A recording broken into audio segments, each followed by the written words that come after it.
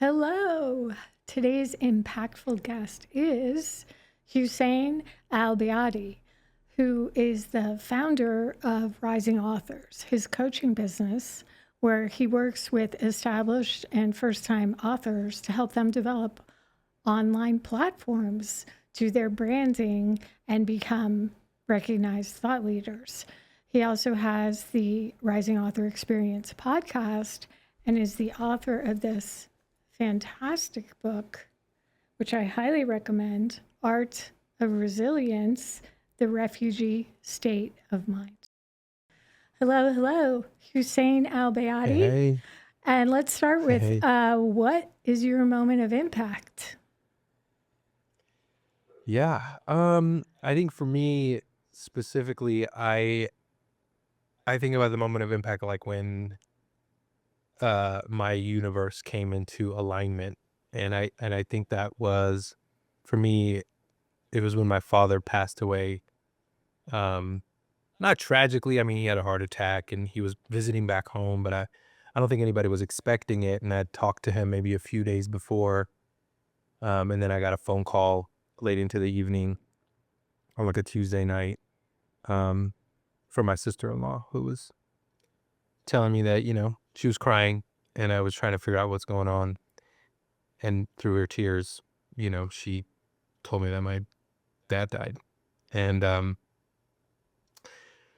yeah, that moment really shrunk life.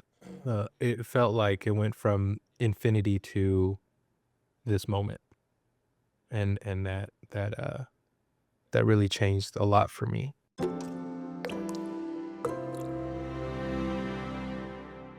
It must be so hard to learn that news from a phone call, like to not Yeah. be there. Yeah. Yeah. Like I mean, there's obviously millions of people that have gone through these kinds of situations. I think, you just like, oh, there's like hundreds of conversations we still need to have. Mhm. I have so many more questions. I have to interview you. I have to love on you some more. And you realize you've had all that time to do that. I think that's where I was. I had all that time to do all that, but I didn't. And, not to like be negative on myself or whatever. I've sort of forgiven myself in a lot of ways. But I think in that moment, I was just like, I think I was just bummed that I thought I had more time, but also I didn't dwell in the time that we have longer. Mhm. It's like um, hanging out with him was like being in a garden. He was so calm and so chill. And, Mm. as you read in the book, like he was such an amazing human being that I felt like I was young and ambitious. So I was always rushing to get out of the garden to go back to work. And I wish I would have hung out just a little bit more. And that stuck with me. It's a Yeah. beautiful tribute. It's a beautiful metaphor of the garden he built. Yeah. Um, Yeah. yeah, I know what you mean because I think when someone dies unexpectedly, or actually in my case, even sort of expected when my mother Expecting passed it. away, like Yeah. you're never ready. You still have kind of those infinite questions, those infinite things. Like I was like, oh no, she always wanted to do a spa weekend together as the girls. I can't believe that she left this lifetime and I never gave her the gift of a spa weekend together, you know? And I do feel like I was a good daughter and honored her, but like, Yeah. you're never ready, right? No. You're never ready. No. Um, There's never enough time. You're never ready. And there's a lot of realizations that happen. There's like literally it felt like again, time expands and contracts all at the same time. mhm. And so it expands in that you think about those little moments when they were like my dad was like, "Hey, let's go hang out at the coffee shop or the hookah bar or whatever. Do you have time today?" And I remember like, "Nah, I gotta work." And I'm like, boy, I wish I could go back in time and just slap myself silly, right? Because it's just like, you just kind of go back to those moments of like, oh, I wish I coulda, woulda, Mm-hmm. but then you realize that like, okay, I'm never gonna do that again. I'm never gonna disassociate with the opportunity that I get to have with my loved ones Mm-hmm. to be there, to be present as much as I can, you know. Yeah. So Yeah. yeah, it There's reprioritized a lot of things for sure.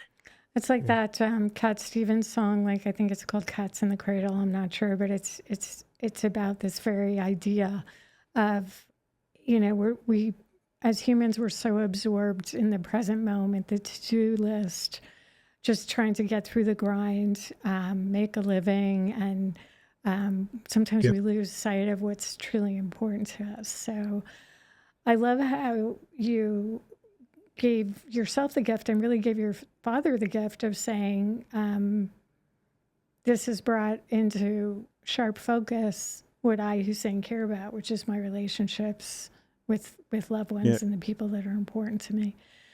So can you tell us a little bit about your father? This is really, really special person. Yeah. I mean, I think I grew up with I got the fortune of growing up with, I think the only way I've described this before is like he was like a Picasso in my life. He Mm-hmm. was an artist, very well lived and traveled. I mean, he was from Iraq and he loved his country, loved his heritage, loved his faith. Um, a devout Muslim, but like in the most beautiful, calm, confident way. And he traveled to India, lived in Turkey. He was an artist. He was one of the youngest, I think still is the youngest person that ever received a license to practice calligraphy because you have to go to school for it and get licensed. Calligraphy is practically sacred because you Mm-hmm. write Quranic verses, and so um, at that time you have to be licensed, and he was one of the youngest people to ever receive that license in Iraq, which led him to be around a lot of other artists, musicians, and theater, and so many different places. But he woke up at 4 or 5 a.m. And he went and laid asphalt in our communities. Like his job, because you kind of need a job. You couldn't just be an artist back home. It was very hard, right, to Mm-hmm. just make a living from your art. And so he had a day job, and he worked for the local government. The streets that he paved are still existing today, and they're holding up better than the streets that they laid 10 years ago, right? Wow.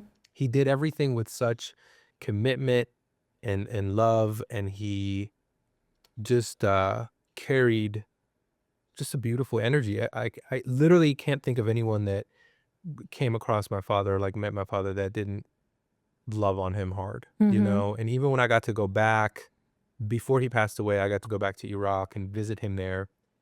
And just walking around town, like everybody knew him. Oh, I mean, again, we come from a small town, but not everybody like just knew him or like knew of him. Like he brought so much joy to them, right? And he would come up and like, oh, remember when your dad did it?" Everybody had a story that, because it was my first time meeting a lot of these people because since we left when I was young, mm-hmm. he just had this way of living life that it felt like everyone was his brother, everyone else was his sister, and he owed them his love. And but he carried himself so beautifully that everyone was attracted to that energy. Um, and because he was self-educated, he ended up working as a like urban planning for a while, where he did architectural work, which is beautiful. And he did the asphalt sort of thing for the local government towards the end of his career. But then he practiced art. So on the weekends and at night, he painted. He raised us, a bunch of kids, and he put food on the table. And I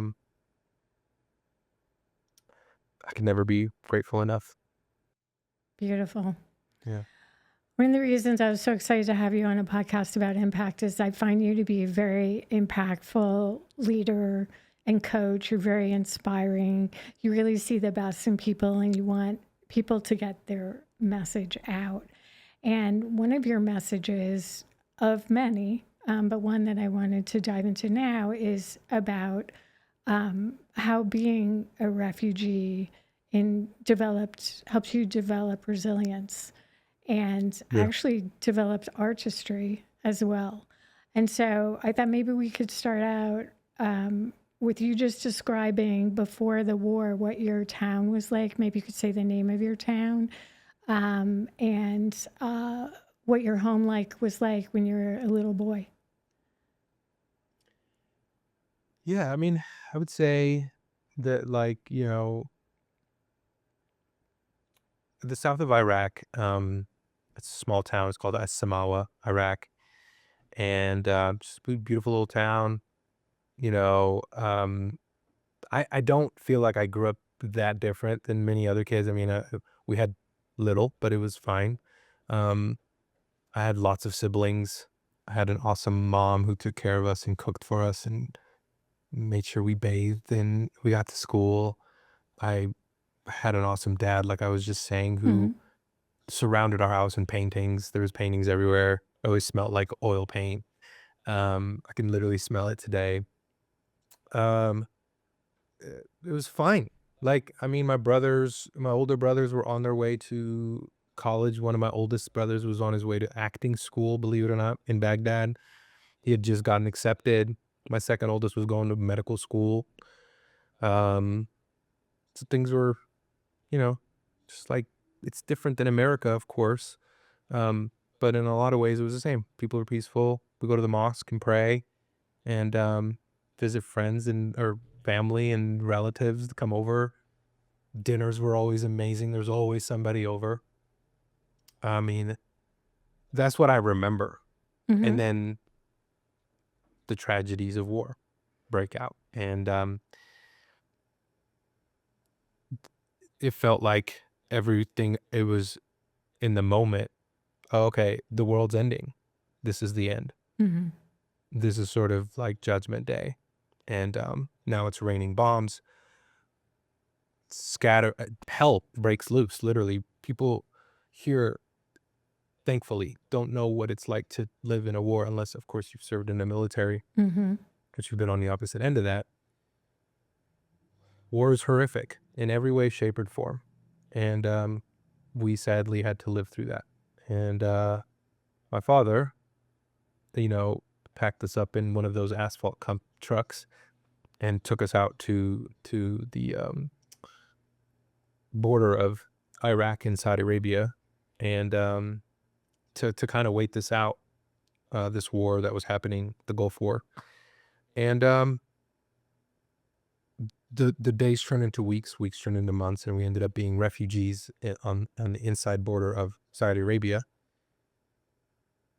They mistreated us very badly. We ended up being refugees living in tents for 4 years, a little under 4 years, and my life. Um,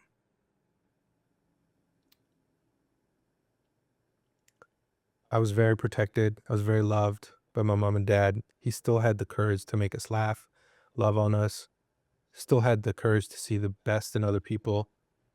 He still practiced painting, believe it or not. I mean, I talk a lot about this in my book, but my dad saved our lives from the refugee camp because of his painting, his art.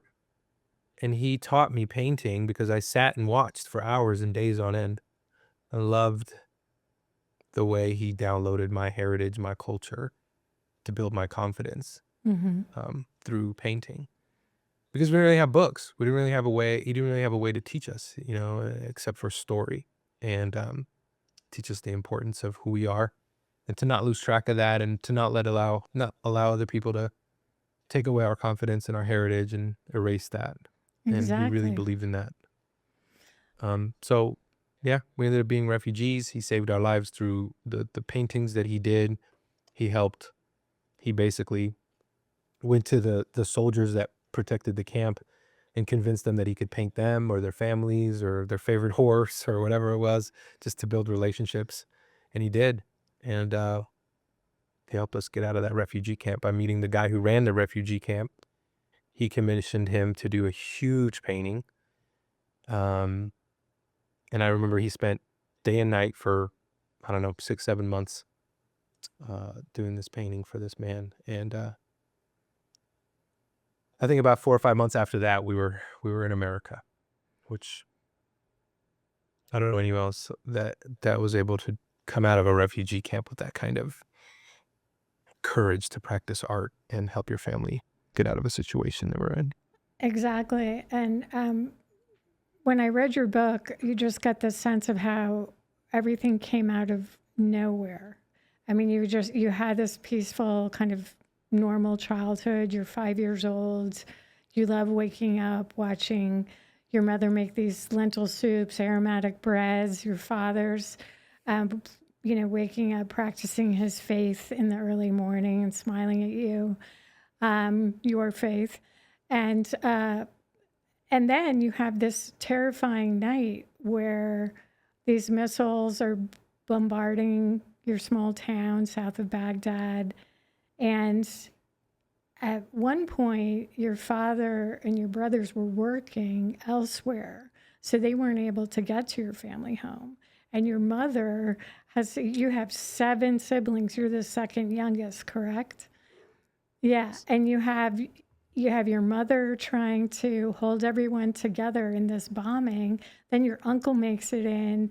And then eventually your father and your older brothers make it in. And then daylight comes and your father like grabs the oil paints and says, we got to get in this truck and we got to go.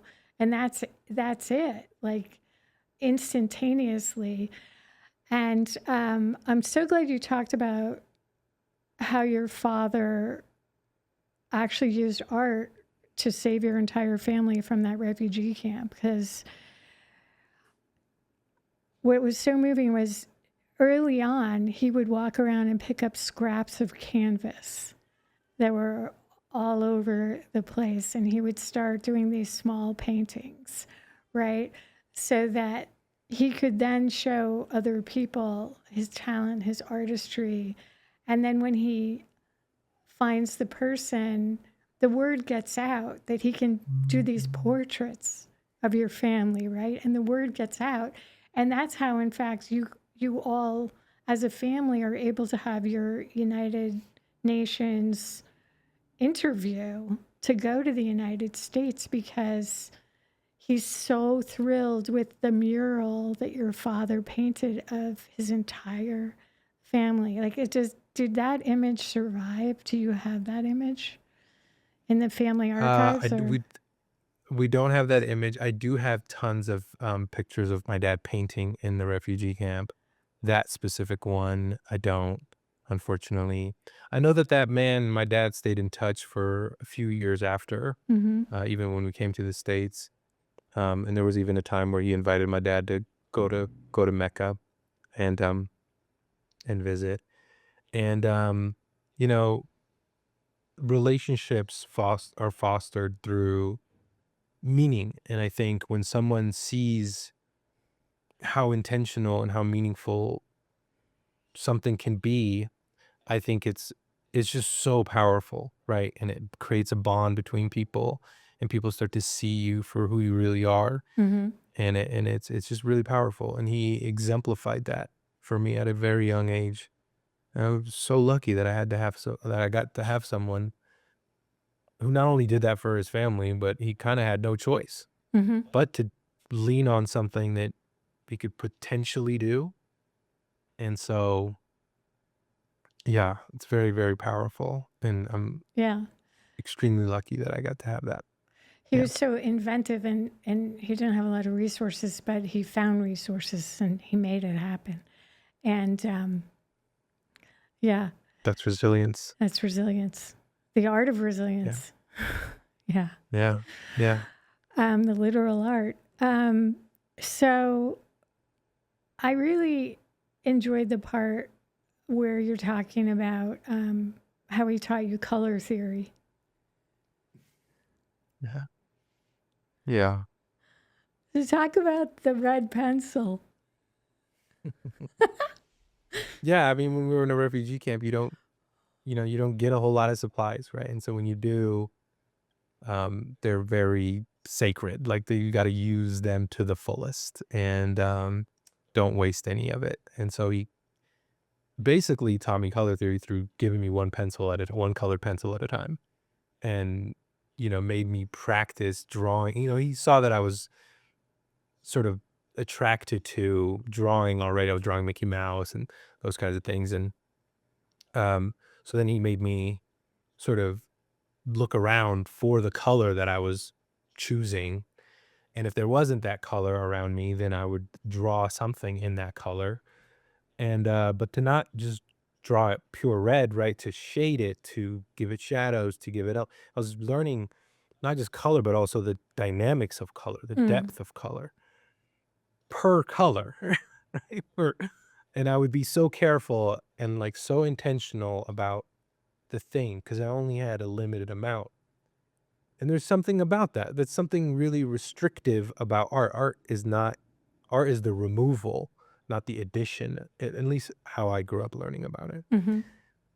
And so when you're that intentional, you start to grow a keen eye for the gesture, the intention. What are you trying to say? What are you trying to do? What does that thing mean to you? And that was a big aspect of learning art too. It's like, why did you draw that?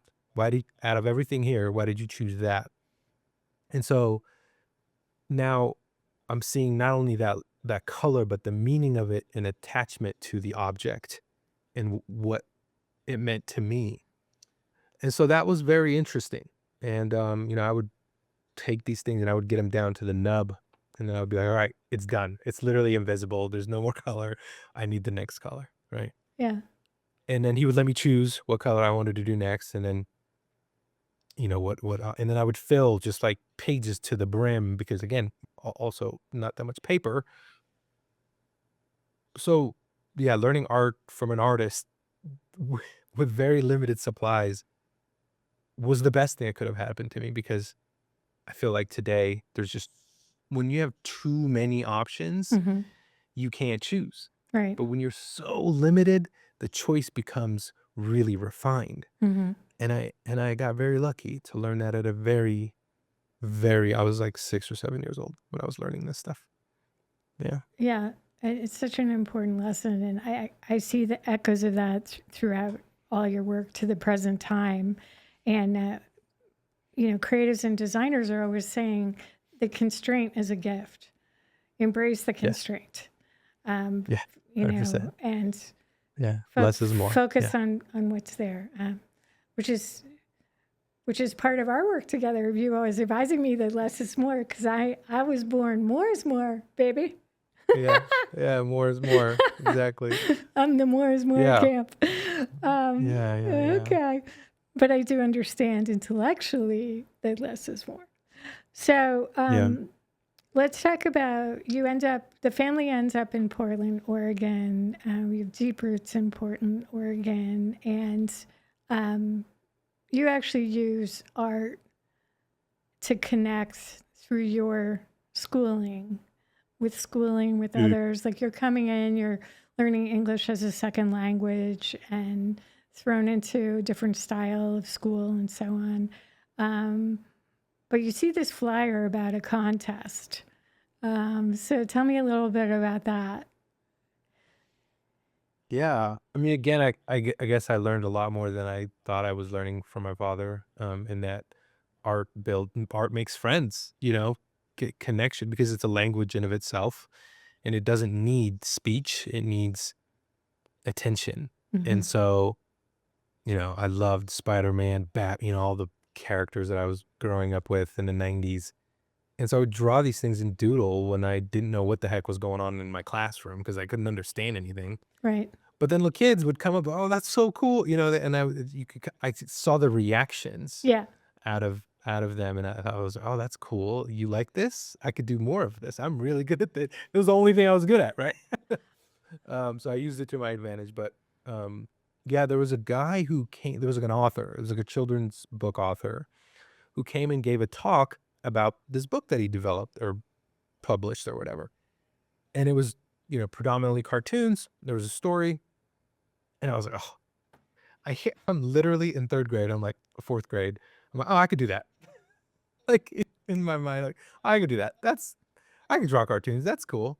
And I didn't know that you could like package that in a book Mm-hmm. and like again, I was interested in the reaction Yeah. that he was getting from all the other students for the art. And I'm like, oh, so if I were to tell a story and put it in a book, well, he left behind these flyers, and I just thought it was like a school assignment, Yeah. to make a book, whatever, turn it in, get graded. And I was like looking for that reaction from my Yeah. peers. Social currency.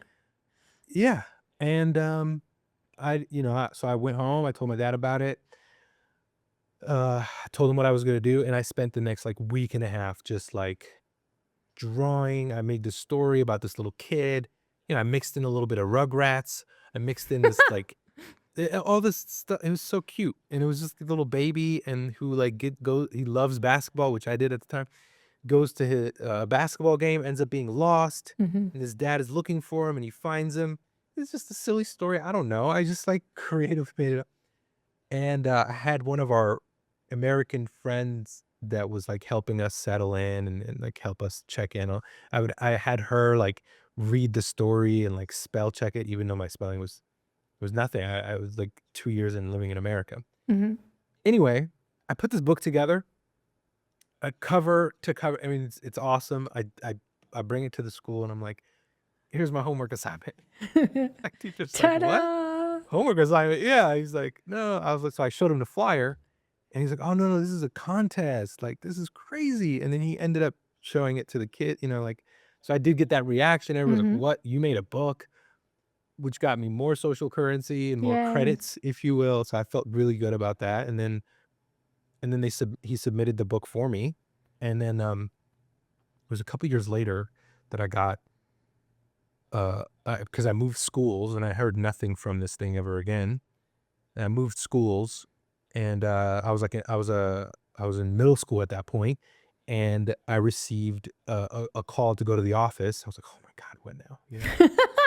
And it was delivered like in a big box, and it was the book, and it was an award, and like a letter, and all this stuff. And I had won like top 100 out of 200,000 applicants from the nation, Amazing. and I had no idea. This all happened, and I had no idea.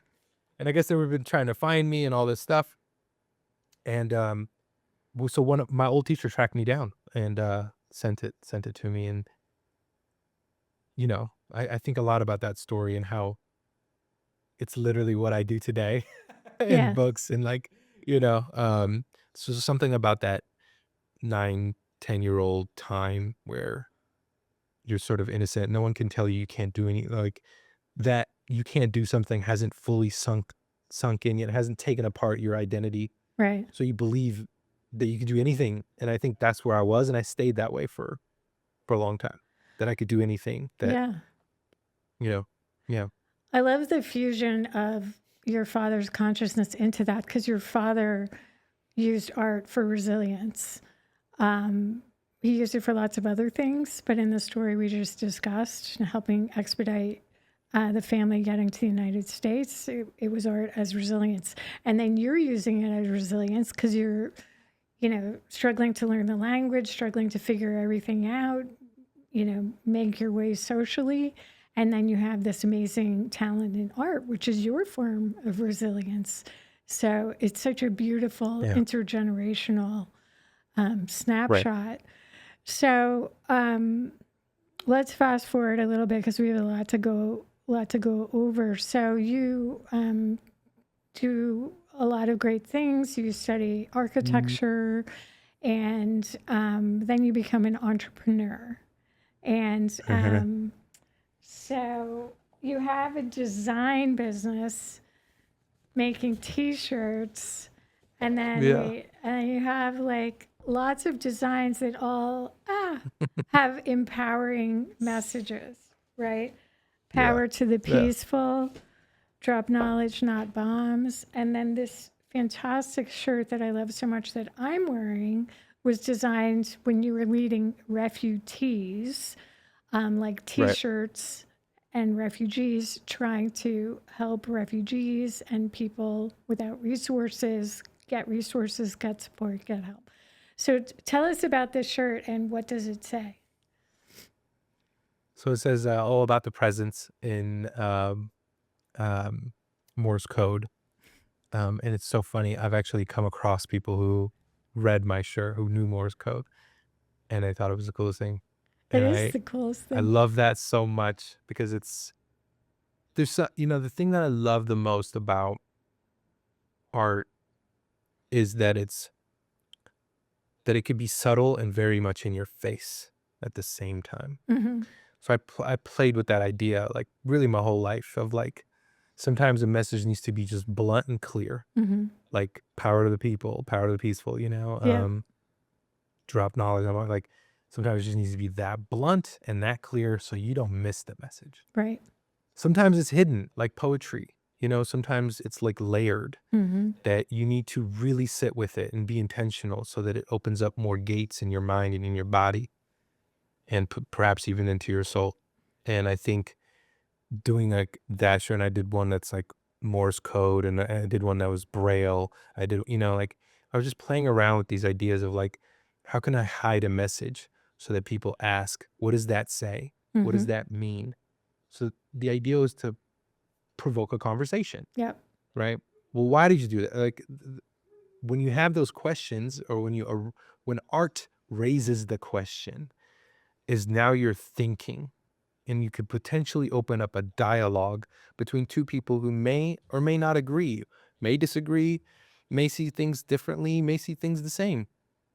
But the point, at least how I understood it, the point of poetry, art, um, of self-expression is to help someone else arrive, or maybe perhaps help yourself arrive to a new way of thinking or viewing the world, um, but also to help someone else arrive there too. And if your book or your work or your article or your video or whatever can help someone in that way, or movie, Mm-hmm. then your art is like landing. And so I played with that, and I still do for a good portion of my life because I believe in self-expression. And for a long time you couldn't self-express in Iraq, because of dictatorship and things like that. Mm-hmm. So growing up in America, I had the freedom to self-express. So drop knowledge, not bombs was my way of saying like, stop dropping bombs on people who don't deserve it. Right. And instead give us the knowledge that you stole from us. And I mean that meaning like I know my heritage, I know my ancestral heritage and how it provided the world. It actually exported, and still does export, more energy, more knowledge, more wisdom, more algebra, chemistry, alchemy, algebra. These are Arab names. Alcohol, alcohol. These are all Arabs and Middle Eastern and beautiful human beings who put forth remarkable things. Algorithms, which is what our al-Khawarizmi, So there's so much of my heritage that I was very confident in and I loved. But when we look back at parts of the Middle East, not all, it's sad. It saddens me because what happened to our culture, what happened to our peoples, why do we live in poverty, why, when we are the most resourceful people ever, I come from where I was born 2 hours away was when they found the first written clay tablet, like the Babylonians and these ancient people. Mm-hmm. So out of that sort of deep, not necessarily like anger, but frustration that we were misunderstood, especially after 9/11, that we were completely misunderstood, that Mm-hmm. we were this scapegoat of this war that no one opted for, especially not people in the Middle East. Like everybody has a bad group of people, no matter where you're from, no matter what faith you practice, everybody has it. Unfortunately, our bad group of people now dictate what that entire region is viewed as. And that definitely didn't sit well with me. And it never did. And I got beat up for it. I fought for it. Um, you know, I was labeled a terrorist. I was everything in the book. So my art was a way to combat that, to remind myself and to remind others of how peaceful, how beautiful, how remarkable my people are, and that Mm-hmm. I am, because I am my people. And so when I started Refugee, I had a print shop, and my print shop was basically out of college. I couldn't get a job. So being an architect is a very white thing in America, right? And there's very the minority, the amount of minority in architecture is it's slim. Right. It's very slim, and that's I didn't realize that until later, but it's very deliberate. So it was very hard for me to get a job. All my friends got jobs out of college. I didn't. So it's very hard. And then I ended up doing t-shirt printing in college and just to like make money and pay for books and things like that. And that business started to grow and I started to like really hustle hard day and night, from Craigslist to Facebook to Instagram to whatever I could do to grow my small business because that was the way I was paying my bills and helping my family. And so I kept growing it, and then we got contracts with Nike and Blazers and this and that, and it just kept growing. And alongside that, I failed a few times. I'd made T-shirts that I shouldn't have been making, like, that said Blazers, and I got sued for that, and I got a cease and desist, and it was terrible, and I lost everything a couple of times, all in the battle of making T-shirts and art and design. And then Mm-hmm. finally, I came to this idea of I want to give back to the refugee community. I wanted to create something that no one would steal and no one could really claim. How many refugees can say they're they're artists, they're designers, and now they're making something for refugees? I thought that was a thing that could be mine, and it was. So I told my story. I made my website. I called it Refugees. So I made these T-shirts to provoke conversation. But when you bought a T-shirt, you help local refugees get, food supplies, whatever it was, feminine products, and teaming up with other nonprofit organizations and like donating money back to local people who, again, that was once us, my family, who Mm-hmm. struggled, who needed money for bills or needed clothes for us or backpacks. And, that's what I did. And I did that for about 5 years or so. And we just went around town and we did all the events and all the things, and we sold T-shirts, and my goal was just to bring awareness to refugees, local refugees, and when you bought a T-shirt, you get to be a part of this bigger mission, and that's how I was able to sort of leverage my design work and my print shop and all those kinds of things. Yeah, thank you. Thank you for sharing that and really going deep about your heritage and talking about your journey of figuring things out.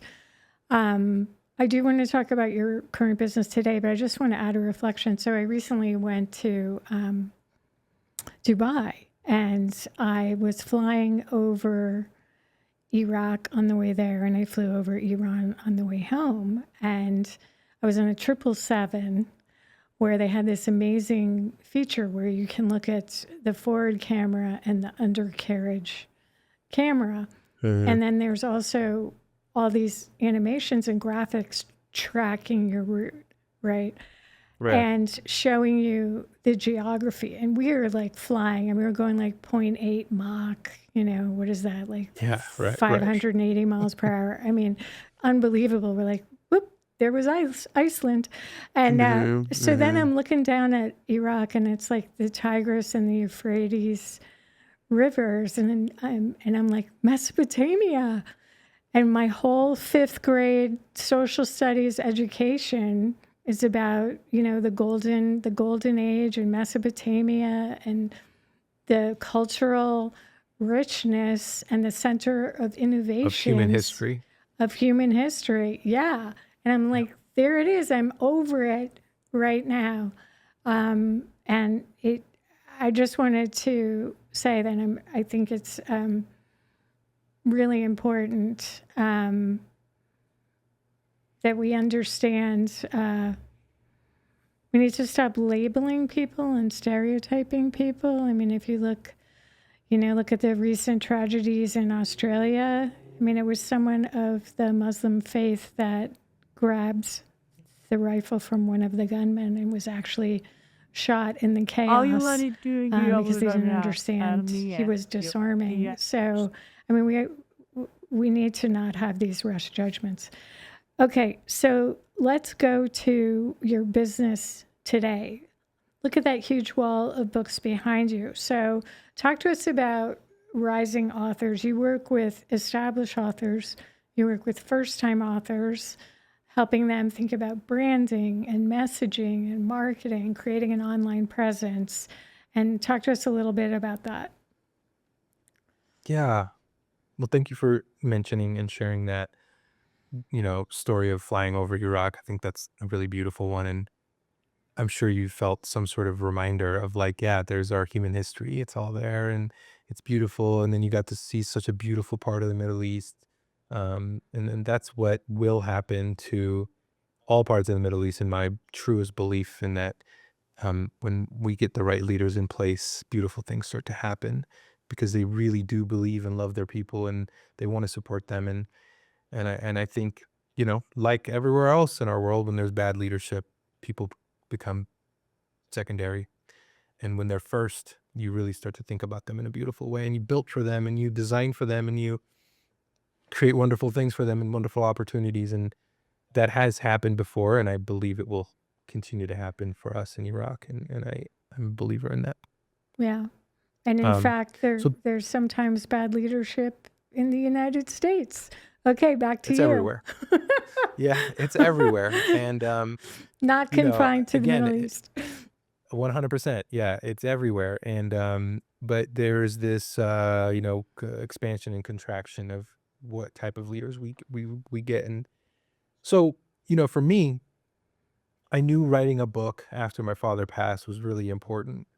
And two, I wanted to get out of the printing world and marketing world in that sense, like the physical product stuff. I knew I wanted to do something because, again, it started as like a way to make some money, and then it just kept growing. And that wasn't really my intention to be a print shop owner per se. I had these other visions in my life. Becoming an architect was one of it, right? Mm-hmm. And so it just didn't sit well with me anymore that I was doing something that I wasn't deeply passionate about. And I knew I had to get out of that business. So, I made a plan to sort of sell it and go into, because at the time I was also speaking. I was building a personal brand. I was doing tons of talks, and I was also helping, consulting, and coaching other people on marketing things because I was really building an awesome business that I was marketing and developing. So other people wanted to learn how to do that. So I kind of started getting better at that stuff. And when I wrote my book, when I went to this company called Scribe to write my book, I fell in love with it. I absolutely fell in love with the process of writing a book, the journey, the people working. I didn't know anything about the publishing industry. Just didn't know anything about it. But I knew marketing and Mm-hmm. sales and all that stuff very well, and entrepreneurship. I was like, I need to bring that to this thing. This looks awesome. So by the time I published my book, we did something awesome. We did like a sort of a finale for refugees. We did this run walk for refugees like 2 years in a row, and that's how I launched my book. And it was beautiful, and it gathered so many people, and it was just amazing. And then after that, I felt ready to sort of move on to the Mm-hmm. next thing. And I got recruited by Scribe actually to help with marketing, to help authors, and to do this what was called guided author. So community building, bringing authors in and supporting them on their journeys. And unfortunately, like about a year and a half later, and I mean, I was at the bottom of the totem pole though, so I wasn't making no money. I was just there to learn and earn a little bit of a living. And at that point, I had moved down to Arizona from Oregon to kind of start fresh Mm-hmm. with my wife. And I was in a very hard place yet again. I sold my business for dimes on a dollar because of COVID, and I lost a lot of my contracts. So I found myself in a sort of another hard place. But I knew I could get out of it. And going into Scribe, I learned so much from remarkable people who are elite at what they do. And I knew that my work with marketing was so beneficial, so helpful. And I wanted to I wanted a branch at Scribe to grow that marketing arm. Mm-hmm. Unfortunately, the business sort of took a dive. There was a lot of stuff that happened. A lot of us got laid off. So here I was yet at another crossroad. And I'm pointing at the the piece of paper that was at my desk when this was happening while I was getting laid off, and I just wrote rising authors. And I just knew right after the call, I was like, I know exactly what I'm going to do. I'm going to coach and help these authors with the very thing I wanted to do at Scribe. I'm just going to do it on my own. And lucky enough, I have a very supportive wife who was like, go for it.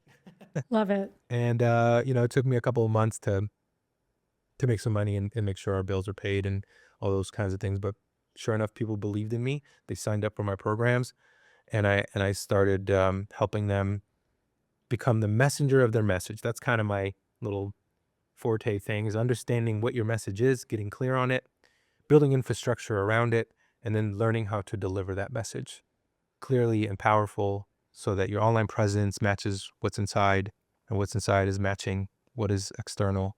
And so that people see you for who you are and hire you and bring you into their world, speaking, coaching, whatever. And the book was at the heart of everything that supports all the adventures. And the idea was, you don't market a book markets you. And so I tell people I'm an author marketing expert. I'm not a book marketing expert. I don't do ads. I help you build a brand. And so, that's what I've been doing for the past few years. It feels like full circle from when I was a kid and wrote my first book. And I have a few more books in me that, I'm slowly working on. And I have so many remarkable people that I get to work with, like yourself. And it is an absolute blessing. I feel more aligned now than I ever have.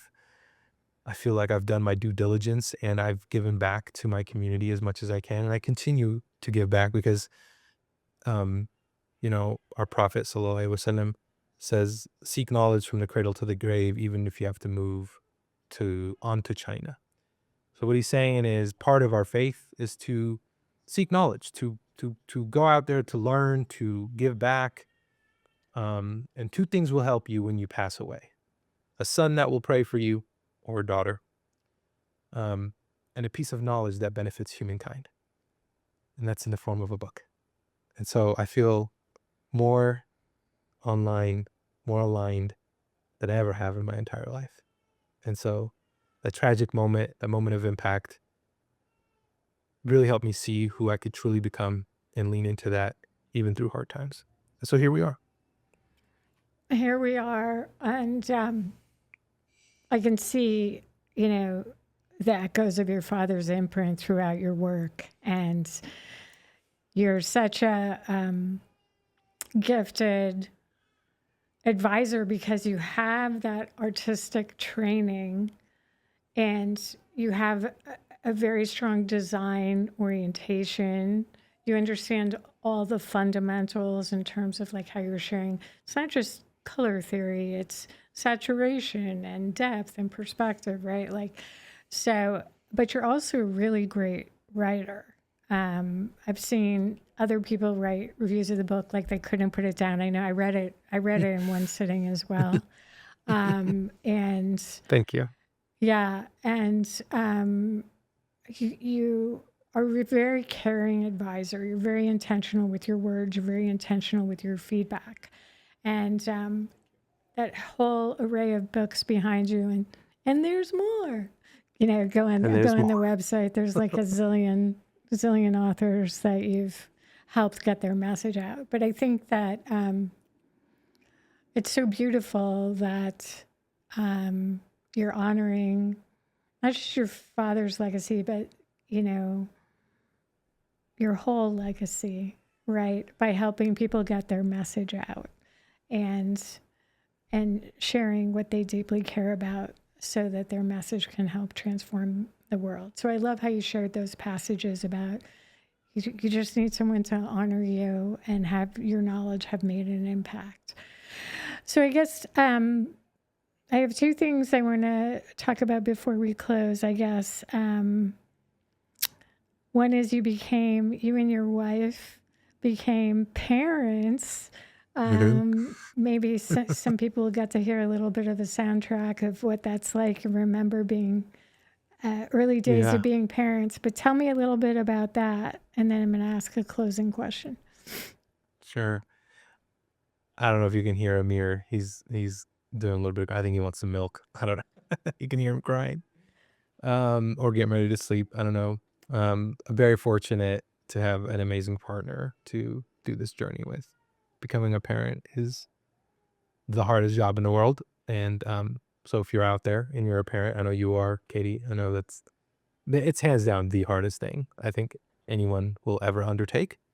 But it's beautiful too. It's right. It's like it's carrying gold up a mountain. It's really hard. It's really, really hard, but it's worth it. To build your shrine on or whatever it is with that gold, right? But Hmm. it's really, really hard. And I'm very grateful that I get to experience this. For a little while I didn't think I would become a parent for many reasons, but when we decided it felt natural. It felt like, yeah, you know, um, this is something I want to experience in my life. And I'm so glad I've had that. And he's 6 months now and um he's beautiful. And yeah, I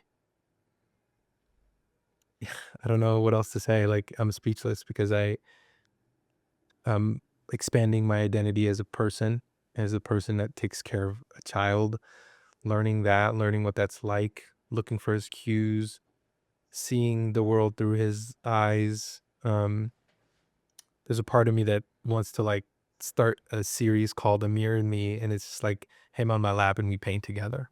And I know I Oh, was on my dad's lap for a very long time painting. And so yeah, it's just like all the fun things I want to just do with him and experience with him and just see the world through his eyes innocently and not take anything too serious. Because where's the fun in that, you know? yeah. Um, it's helped Hannah in a lot of ways. It's hard on her in a lot of ways, just like every other way. It's helped me see motherhood in a different way. It's helped me see moms differently. It's helped me see what we could do for moms, what we should be doing in a lot of ways. Not to interfere, but meaning like support, Hmm. because it's so much freaking work. But there is a beauty in that burden for sure. There's a big, big, beautiful canvas in there that you slowly get to extract. So I'm very lucky that I get to look forward to this beautiful little life growing in front of my eyes. Yeah. I love that. I love the idea of the Amir and Me series. Maybe you're going to start with a red pencil, a red crayon.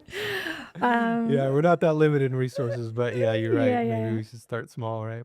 Yeah. And I love how you honor the journey of motherhood too, because there's something about the physicality of motherhood that it just brings out this whole incredibly protective instinct that never. My kids are Never all goes like a away, I'm foot sure. taller than me. I have three sons, and I'm so Yeah. blessed. But you still want to protect them. Yeah. Yeah, no, it never goes away. Like I was just texting before Yeah. this. They're doing like a controlled reaction to high winds in Boulder, and I was like, Oh, wow. "You're not going skiing now. Tell me you're not going skiing." It never goes away. But Yeah. yeah, but honoring because Beautiful. you're just so exhausted the first 3 months, you cannot think. But yeah, it's just such a beautiful Yes. journey being a parenthood, being a parent, Yeah. and Yeah. thank you for It sharing your is. reflections on that. So let's close on Hussein. What brings you hope? What gives you hope? Hmm.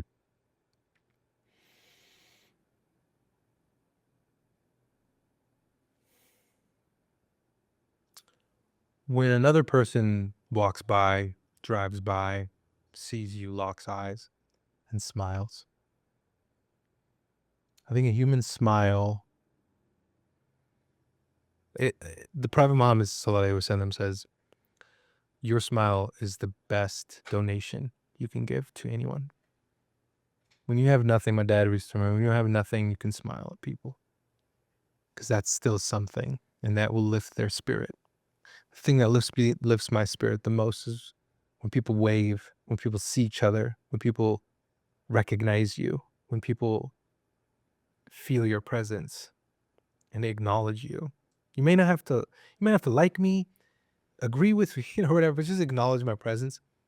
I think for a very long time, you know, when you feel unseen, when you feel like you don't belong, when you feel you don't know where to belong. Um, Somebody's smile can change that in a moment. And that has never gone away. And I think today my son brings that hope because he smiles so much and it's Aw, so beautiful. Yeah. I love that. That's a beautiful reflection, and it's so important because it's such an easy way to build human connection, right? Easiest muscle to flex. The easiest Smile. muscle to flex. All right, sir. It has been such an honor, such a pleasure to speak with you. You're such an impactful person. I Thank you. immediately thought of you when designing this podcast. And Thank you. I really love the intention and authenticity you bring to your work. Obviously, you're so skilled as a designer, artist, and writer, a coach. Thank But you. really, what I admire most is you're very heart-centered. And Thank you, Katy. so I you're appreciate that very so much. inspiring. And I'm glad that our listeners will get to see and be inspired by this episode. Thank you. Yes. Thank you, Katy. I appreciate you so much.